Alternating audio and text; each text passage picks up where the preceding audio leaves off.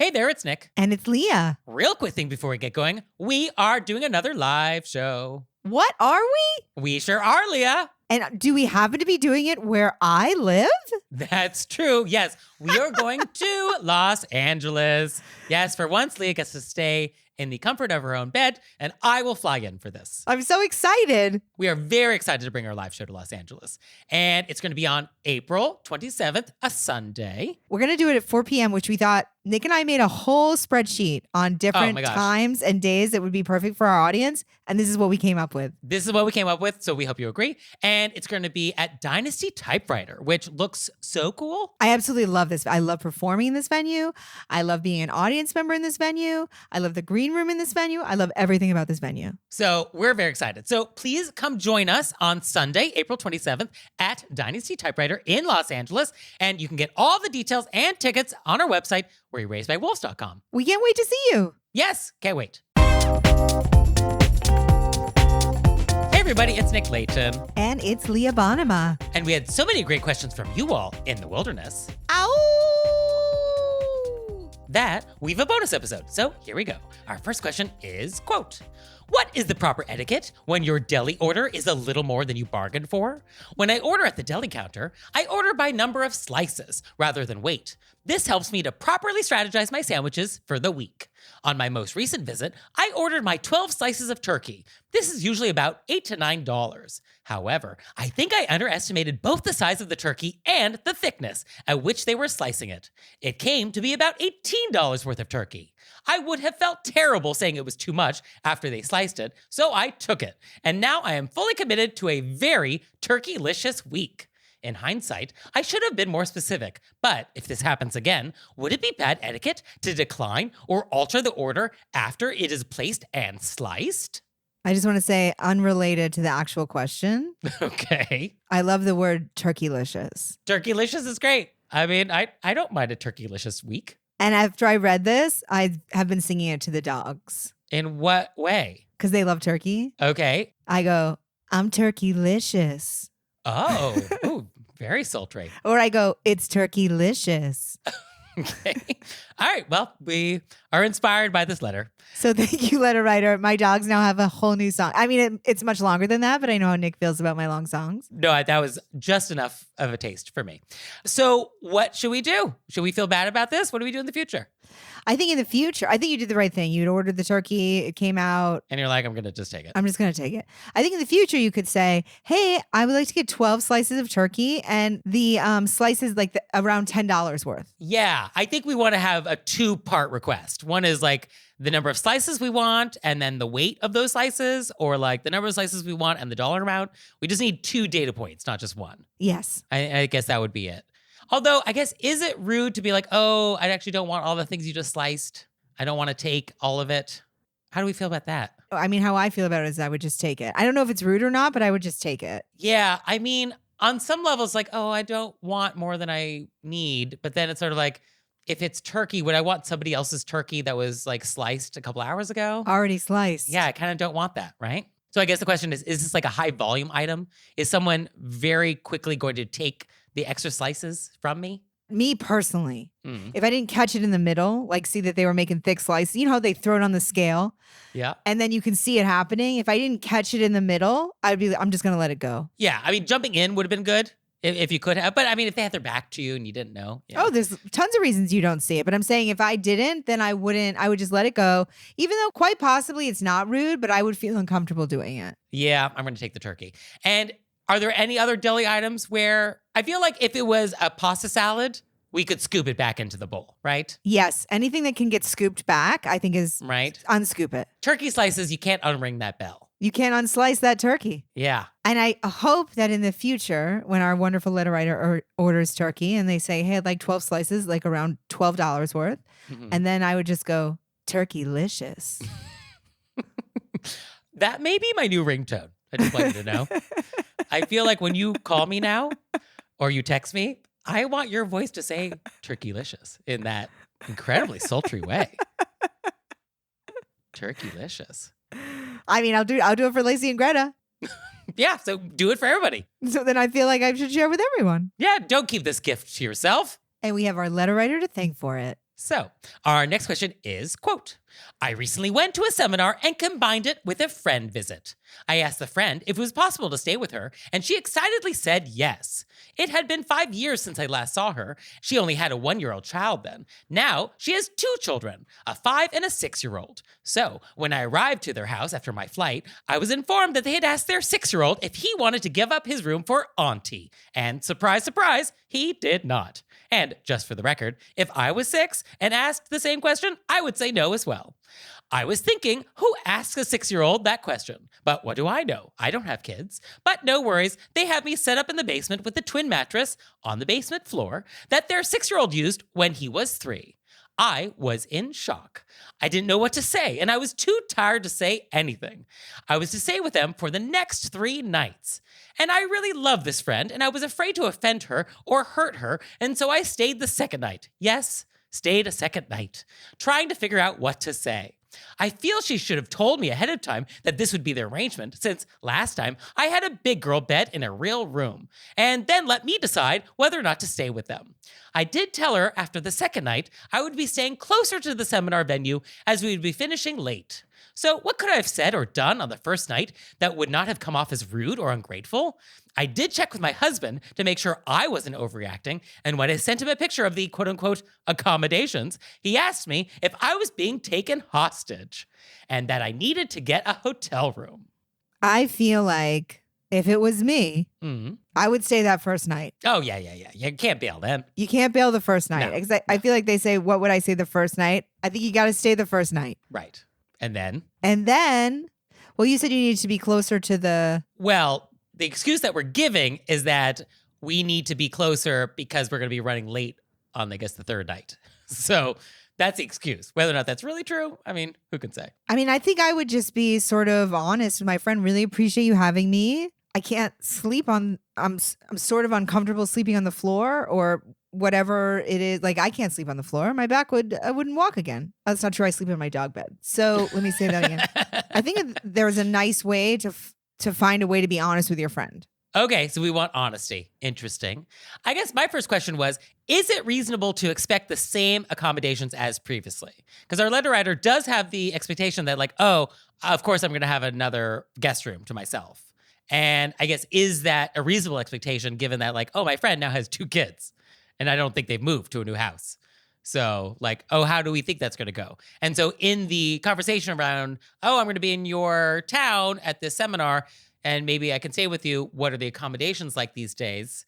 Maybe there was an opportunity to learn more about what was on offer before we like got too far in deep. Well, my guess is what happened is that the friend was just really excited to see you and they were like, definitely. Yeah. And I don't want to blame the victim here, but I think there was an opportunity to try and clarify the accommodations is my point. I also do think, though, it feels weird to be like, hey, I'd love to stay with you. Exactly what is my, exactly what do I get?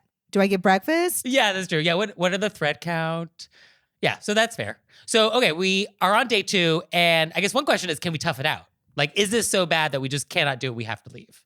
I mean, she toughed it out for 2 nights. Like, can we just not tough it out for another night on some level? I mean, I think the question is, are you physically... Like if I was in a situation where like something hurt my back really bad, I just wouldn't be able to do it. Yeah, fair enough. Yeah. And I guess this is that horrible. And it's a mattress just on the floor of the basement.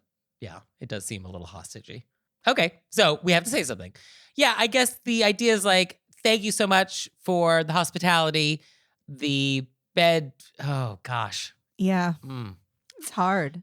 Well, because you want to do it in a way that isn't a judgment or comment on your host. Yeah, you don't want to be insulting in any way. Right? Like, oh, you have horrible accommodations and clearly you don't care about the comfort of your guests. And so you should have told me that before I showed up, but here we are. And so you forced me to go to a hotel. So we don't want that to be what we say. Well, and also they're doing you a favor. They're giving you a free place to stay when you have to be in town. Yeah, well, there's no such thing as a, I guess, free lunch, right? I mean, there is a free lunch. You're just going to have to eat it on the floor. Right. Yeah, okay, fair enough. I spend the night at a lot of people's houses. Okay. I'm always ready for anything. Good, yeah. Am I going to sleep on the floor? Am I going to sleep in a dog bed? Am I going to sleep on the couch? Mm-hmm. Yeah, we're going to crate you for the night? Are you going to crate me? I'll make it work. Sure. You give me a free place to stay. If I'm physically uncomfortable, yeah, I will be like, hey, I don't like lying. No, yeah, I don't think we want to like lie. We don't want to lie to our friends. But it's also like I think I need like privacy this last night and sleep on a bed. But I would find a nice way to say that. Thank you for having me. I so wanted to catch up. This has been great. I got to go be near work. Yeah, which is, I guess, what they did. Yeah, they just blamed work. They blamed the seminar. They blamed proximity, and that was their way out. And I guess one idea before we get to that is there a way we can make these accommodations still work? So, like, was the issue that this was a mattress on the floor? Was this an issue that we were in the basement? Like, was there something about the basement? So maybe the conversation with the host is like, hey, last night, didn't sleep great. I'm wondering, can I move to the couch upstairs? Or I'm wondering, like, can we move this mattress to a different room? Or, like, do you have a box spring available? Like, maybe there's some conversation we can have with the host to try and make this work. Like, I don't want to leave your house. I like hanging out with you. We're good friends. So, like, can we make this palatable? Yeah, I love that. I think that's a very good point. I think that I would be very comfortable saying to my friend, hey, that box spring or the mattress that I'm on is sort of put my shoulder out a little bit. Do you mind if I just crash on your couch tonight? Yeah, and presumably there's a couch, right? Yeah, there's a couch. Yeah, there's a couch in this house. So, yeah, I think maybe that's what we would do. And then we just know this for the future, that we are just not going to stay with this friend in the future. I do love that our letter writer is asking, how could I have gotten out on the first night? And then we're coming down on, well, you could also stay all three. Well, is she asking to try and get out of there on the first night or just wanted to know what to say after she toughed out the first night? Is she wanting the first night there? Yeah, she said, so what could I have said or done on the first night? Okay, well, I mean, okay, let's answer that question then. I think you walk into the basement and you go, ha, ha, ha, ha, ha. Oh, funny. Oh, you. Oh, good one. Oh, that's a good one. Okay. So where am I actually sleeping tonight? Okay, this is an idea.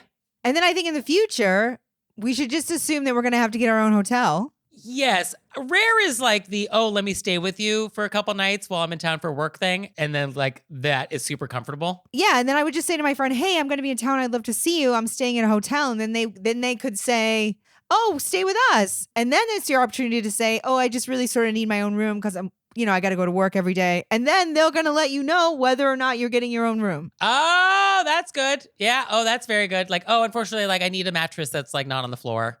So I just thought a hotel would be better. And we're like, oh no, we have a mattress that's above the floor. It's like, oh really? Well, I kind of need like a door, privacy. Oh, we have that. Yeah. Okay. I mean, maybe that's how you kind of suss out whether or not you get a guest room or not. Yeah, and that way you've already set something else up for yourself. And if your friend wants you to stay, you can say, this is what I need to be able to like travel comfortably. And then they're going to let you know whether or not that's something they could do. Okay. All right. That's problem solved. Woo, we got there. Okay. And now it's time for Intermezzo. Intermezzo. So this episode is brought to you by Acorns. And Acorns is a financial wellness app that makes it easy to start saving and investing for your future. You don't need to be an expert. Acorns will recommend a diversified portfolio that matches you and your money goals. Acorns lets you get started with the spare money you've got right now, even if all you've got is spare change. And I love that it's acorns with an S because of the many seeds that you are planting. So sign up now and join the over 13 million all-time customers who have already saved and invested over $22 billion with Acorns. Head to acorns.com/WYRBW or download the Acorns app to get started. Read the disclaimer, Nick. Okay. This is a paid non-client endorsement. Compensation provides incentive to positively promote Acorns. Tier 1 compensation provided. Investing involves risk. Acorns Advisors, LLC, an SEC-registered investment advisor. View important disclosures at acorns.com/WYRBW.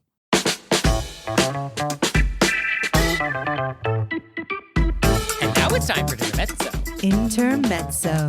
So big announcement, we are doing another live show. In what? Los Angeles. Los Angeles. I cannot wait to bring our live show to Los Angeles. City of Angels. So it's going to be on Sunday, April 27th at 4 p.m. At Dynasty Typewriter, which is a gorgeous, wonderful, amazing venue. I'm so excited to be wolvesing there. Yeah, it looks so cool. I cannot wait to be on that stage. There's a rug on the stage. You're gonna love it. A rug? What? What more do I need?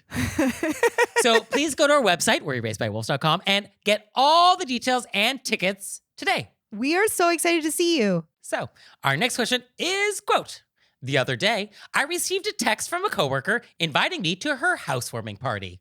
I was a little surprised by this because while we work together, I would consider us more acquaintances than friends, but I thought it was nice for her to include me. When I looked at the invitation, the first thing after the title was a list of gift cards accepted, including Walmart, Target, Amazon, Visa, and her Zelle and Cash App information. While I thought it was a little provocative to list accepted gifts on the invitation, I was considering attending until I read the next part. Quote, due to limited parking, I will be hosting my housewarming virtually, complete with a Zoom ID and passcode. I feel like this is an etiquette crime, or at the very least, a misdemeanor, because I was always taught it was rude to put information about where someone is registered on invitations to things like bridal or baby showers, and I would think that would extend to housewarming parties as well. I also feel like having a housewarming virtually via Zoom defeats the purpose of hosting people in your new home. I would understand if she was moving somewhere further away, such as to the island of the inconsiderate, or if we did not regularly meet in person. But citing limited parking seems like an excuse to not have to put any effort into hosting. Combining this with listing accepted gifts that basically equate to cash on the card made this feel more like an invoice than an invitation. Does this warrant an etiquette investigation, or am I being too sensitive? Provocative indeed. Well, I mean, there's limited parking, Leah, so, I mean, this seems fine. So, our next question is, quote. Also, shout out to our letter writer, Island of the Inconsiderate. Yes. Oh, that's fun. Yes, as you'll recall, we have been soliciting you guys to send in the names for the fictional island where we want to send all of the rude people. And so this is a great submission. Islands of the Inconsiderate. Love that. We'll add that to the list. Love it. So I just thought it was going to be the first part of the invitation where it was already rude that they were like, come to my housewarming. Here are the gift certificates I will be accepting. That was already rude. And then as soon as I saw it was on Zoom, I was like, I literally in my mind closed the computer. I'm not coming to this. Yeah. I'm not coming to this Zoom quote meeting. That's your open house. What are you going to walk me around your house with the computer open and show me the rooms? That was my question. Like, do I get a tour? Like, what's happening? Am I getting a snack? Is there a canapé? There's definitely not a canapé unless you make it. I just can't. What is this person thinking? Well, also, you can register at Visa. I didn't know you could just like straight up just like Visa gift card. I mean, that's just a debit card with preloaded money on it. Yes, that's exactly what that is. Feel free to get me money. There's no fiction there. At least with Amazon, there's like some fiction that I'll buy goods with it.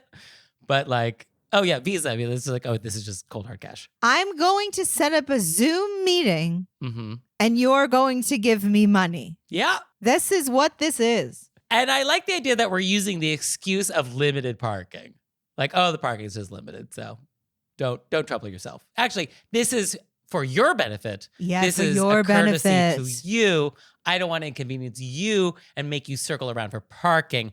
How thoughtful am I? Parallel parking's so hard.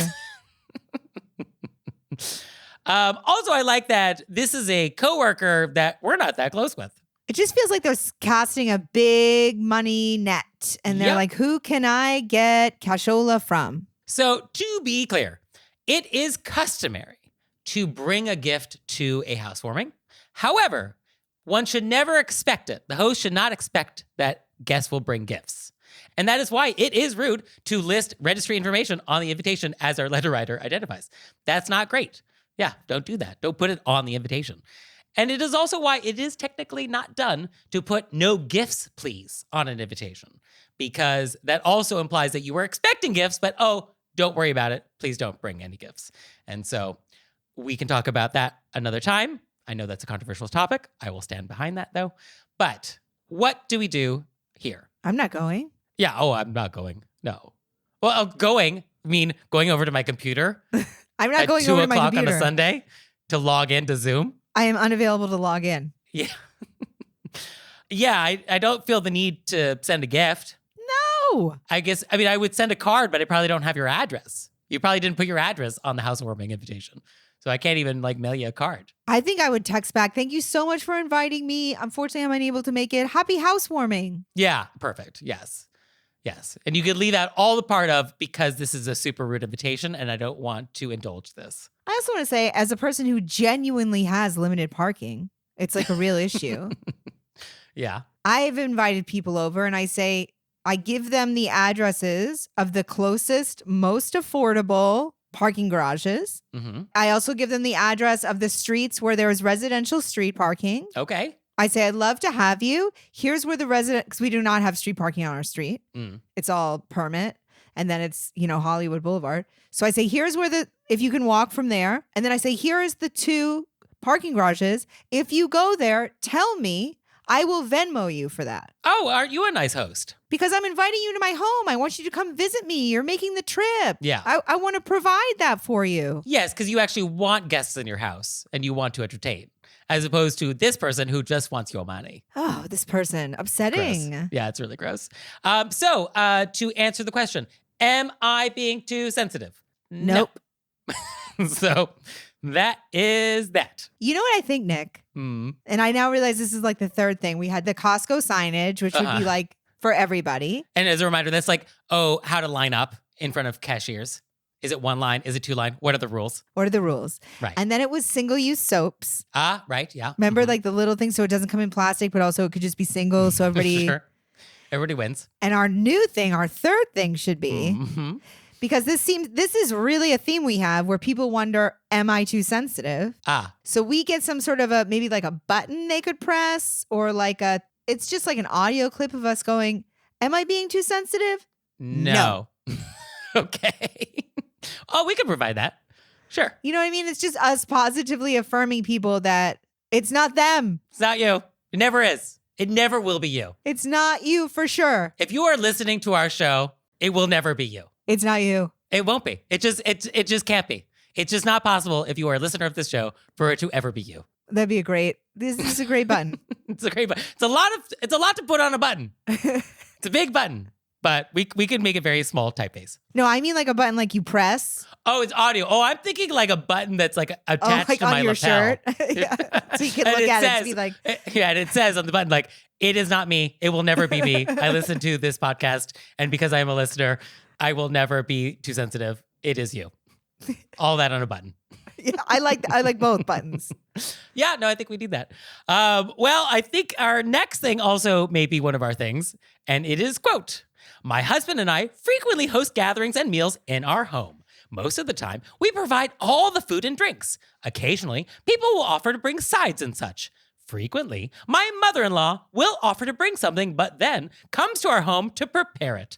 Most recently, she was offering to bring corn to our dinner party. She showed up with a frozen bag of corn and needed to prepare it in our home. It became very crowded and difficult for my husband to finish preparing the beef short ribs with another cook in the kitchen. My mother-in-law is lovely, and I don't want to come across as ungrateful. Is there an appropriate way to ask her, or others, to bring dishes that have already been prepared? Or is this a common practice? Or do we just decline offers for others to bring things? I mean, my mother-in-law rule. Yeah, I think that definitely applies here. Yes. So for our listeners. MIL rule is if it's whoever's mother it is the person who talks to them about it. Yeah. You got to defer to the child of whose parent is involved. Yeah. Yeah, I think this is a great rule. Thank you. Yeah, no, the bottom of a rule. I think it's a good one. And is this common? This is so common. This is shockingly common. This should be one of our things. One of our things should be, do not go to people's houses with food that needs to be prepared in their kitchen without asking them. Don't do that. Why are we doing this? Don't do that. You don't do it. Don't do that. I mean, it never fails. Every Thanksgiving, we get tons of letters from people, which is like, I'm hosting Thanksgiving and somebody came to my house and like needed to put something in the oven. And there's a turkey in my oven right now. So I cannot take the turkey out for your brownies or your casserole or your whatever. Like, why are you bringing unfinished things to my house? Like, let's just stop this. We need to end this madness. I do understand people will be like, this is already cooked. I just need to warm it up. I think we still need to ask permission from the host. No, we still need to ask permission. We still absolutely need to ask permission. Yeah. So that was what I wrote down, that for the mother-in-law, Hubs has to talk to. Yep. And then for that, I think we could send out, when we invite people, we say, if you have something that needs to be heated up, can you let us know in advance?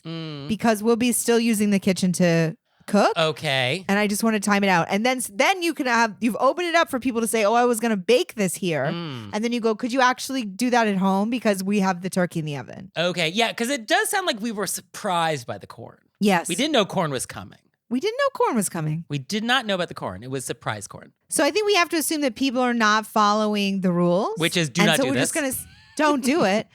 And then, somebody shows up with mashed potatoes. It would be nice if they heated it up. We like a warm mashed potato. I don't want cold mashed potatoes. Just let us know. So, but it's got to be planned. Right. So we throw it. If you have something that needs to be heated up, please let us know so we can plan this out. And then somebody go, oh, I actually was going to bake this whole thing. And that's when you say, that's not going to work out. Yeah, I was going to make croquembouche. So that cool? Now, what if it's something that doesn't need to be heated up, but I'm making a fruit salad and then I'm bringing all the uncut fruit to your house? No, you're not. So we have to be more specific with what we're telling people. Like if you have something that needs to be prepared in our kitchen. Yes. If you have something that's not ready to serve from your car. Let us know. Let us know so we can coordinate. Okay. Who's in the kitchen? Yes. What is happening and when? Okay. I think that's good. Right. And that way we've opened the dialogue. Yeah. We need a dialogue with some of these people. Now, another idea is we just steer the mother-in-law in a better direction. Please bring bread. Please bring beverages. Please bring a bag of ice. Like, please bring things that do not require you being in our kitchen. I also like that idea very much. Yeah, I think one of these two directions. But yeah, people, let's stop bringing things to other people's kitchens and then commandeering their kitchens, and they don't want that. And I've had people say, oh, I'm bringing this over. It will need to be, they just told me right away. And I knew it was coming, so I planned for it. Yeah. Okay, that's all I need. Yeah, I think hosts don't want surprises. At the end of the day, don't surprise your host. They have enough variables to worry about. And so if you could just not throw another thing at them, I think that's appreciated. Yes. Yeah. Okay. So our next question is, quote, someone just told me that they'd like to move our meeting up an hour. I've always been confused by what up an hour means. If we're supposed to meet at 10:30, does that mean that time goes up to a higher hour and therefore 11:30? Or does that mean we're supposed to go up the day planner list view to 9:30? I also get confused by pushing things back a week. Does that mean they will happen a week before they were supposed to, pushing it backward in time, or a week after? Do you want me to say what I think it is? Yeah, please. I also, when I get an email where I'm not 100% sure which way they're moving it, I'll say, so blank, correct? Yeah, always good to clarify. But I think, I like to be double confirmed. Yeah. That way I don't have to get anxious about it. So I would say if a meeting is getting moved up, it's going from 10 a.m. to 9 a.m. Mm-hmm. Yeah. And that if I'm pushing something a week back, it's going further away from me. That's true. Yeah. And I think the confusion is that we are using distance words for time. And I think this is kind of the issue. But yes, I think most people do think about time on a day planner, a calendar, yes, where 9 a.m. is at the top, 9 p.m. is at the bottom. And so with that geometry, up is earlier in time, down is later in the day. And then, back is farther away from you into the future. Into the future. Yeah. So I think that's what that is. Right? And I think this is a great question because so many things we just throw around in regular conversation and we've never had somebody just be like, this is for sure what this means. I think this is for sure what this means. Yeah. And I think if we wanted to be precise and clear when we're asking to move something, instead of saying oh, can we push this or can we move this up? You could say can we move this earlier? Or can we move this sooner? Or we could say, can we move this up to 9 a.m.? Or we can be more specific. Or can we move it up sooner? Can we move it up earlier? I think we need to just normalize using the words earlier and later. And then that would just solve this problem. I mean, is this another thing for our list? Oh, maybe this is another thing for our list. Yeah. Yeah, we're done with up and we're done with back. Earlier and later. Yeah. Sooner and later. Earlier and later. Yeah. These words, I think everybody understands what earlier is. Later. But I think that pushed back the meeting to next week. Yes. But I mean, push back the meeting, in my mind, in no way is that moving it up earlier. But they asked. Yeah, they did ask. Yeah. Because what I do is I like to visualize me. I'm standing in front of the meeting. The meeting is a box. I am pushing it. And now it's going down that calendar. Yeah. Further away from you. Into the future. I'm pushing it into the future. But I guess the question is, are there people in the world who are using these words and meaning the opposite? I think they might just because they got it mixed up. Right. Because it is visually confusing. Okay. So yes, to confirm, up means earlier. Back means later. Boom. Boom. So thank you for this great question. And you out there, do you have questions about time, distance, or anything else, let us know. Triangles? Triangles? Yes, we will answer all of your trigonometry questions right here. So send them to us on our website, wereyouRaisedByWolves.com, or you can leave us a voicemail or send us a text message, 267-CALL-RBW. And we'll see you next time. Bye. Bye.